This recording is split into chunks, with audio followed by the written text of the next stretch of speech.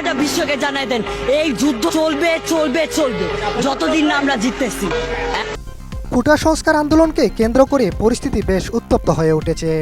অনেকটা আকস্মিকভাবে কোটা বিরোধীদের অবরোধের কারণে রাজধানী ঢাকা ও বন্দরনগরী চট্টগ্রাম সহ দেশের বড় শহরগুলো কার্যত অচল হয়ে পড়ে।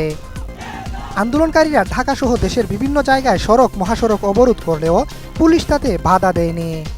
পরিস্থিতি দ্রুত বদলে যেতে থাকে প্রধানমন্ত্রী শেখ হাসিনা চীন সফর থেকে ফিরে গণভবনে সংবাদ সম্মেলনের পর থেকে। কোটা বিরোধী এই আন্দোলনকে সরকার যে পছন্দ করছে না সেটি পরিষ্কার হয়ে যায় প্রধানমন্ত্রী শেখ হাসিনার কথায়।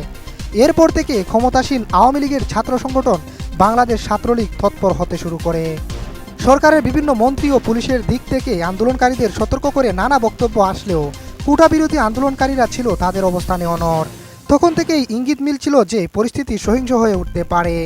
এই কোটা বিরোধী আন্দোলন বিভিন্ন ক্ষেত্রে তরুণ সমাজের পুঞ্জীবিত ক্ষোভের বহিঃপ্রকাশ। বিভিন্ন ক্ষেত্রে মানুষের যে ক্ষোভ সেটি কোটা আন্দোলনের মাধ্যমে প্রকাশিত হচ্ছে। এজন্য সরকার থ্রেটেন ফিল করছে। পর্যবেক্ষকরা মনে করেন এই আন্দোলনকে সরকার আর বাড়তে দিতে চায় না। আন্দোলন বেশি দিন গড়ালে সরকার রাজনৈতিকভাবে খুনটাসা হতে পারে বলে মনে করেন অনেকে। ঢাকা বিশ্ববিদ্যালয়ে কোটা বিরোধীদের উপর হামলার পর থেকে আন্দোলন রক্তাক্ত হয়েছে। এজন্য ছাত্রলীগকে দোষারোপ করছে কোটা বিরোধীরা। অনেকে মনে করেন ছাত্রলীগের মাধ্যমে কোটা সংস্কার আন্দোলনকারীদের রাস্তা থেকে হটিয়ে দিতে চেয়েছিল। এর মাধ্যমে ক্ষমতাসীনরা দেখাতে চেয়েছিল যে রাস্তায় যে কোনো আন্দোলনকে মোকাবেলা করার রাজনৈতিক সামর্থ্য তাদের রয়েছে। তবে সরকারের মন্ত্রীরা এখনও বলছেন যে আন্দোলনকারীরা প্রতিদিন যেভাবে বিক্ষোভ অবরোধ করছে সেটি নিয়ন্ত্রণের জন্য সরকার এখনও কঠোর হয়নি। মঙ্গলবার স্বরাষ্ট্রমন্ত্রী আসাদুজ্জামান খান সাংবাদিকদের বলেন, সরকার এখনও বিষয়টি ধৈর্য সহকারে পর্যবেক্ষণ করছে। তারা যদি ধ্বংসাত্মক কাজে নেমে তাহলে সরকার তার ভূমিকা পালন করবে। সোমবার ঢাকা বিশ্ববিদ্যালয় ক্যাম্পাসে আন্দোলনকারীদের উপর ছাত্রলীগের সহিংসতা করার যে অভিযোগ উঠেছে সেটি খুব একটা গুরুত্ব দিতে রাজি নয় ক্ষমতাসীনরা।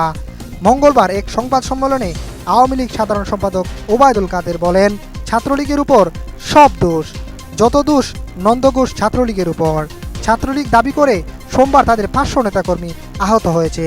প্রিয় দর্শক, বর্তমান কোটা আন্দোলন নিয়ে সরকারের এমন বেপরোয়া আচরণকে আপনি কিভাবে দেখছেন অবশ্যই আপনার কমেন্ট বক্সে জানিয়ে দেবেন।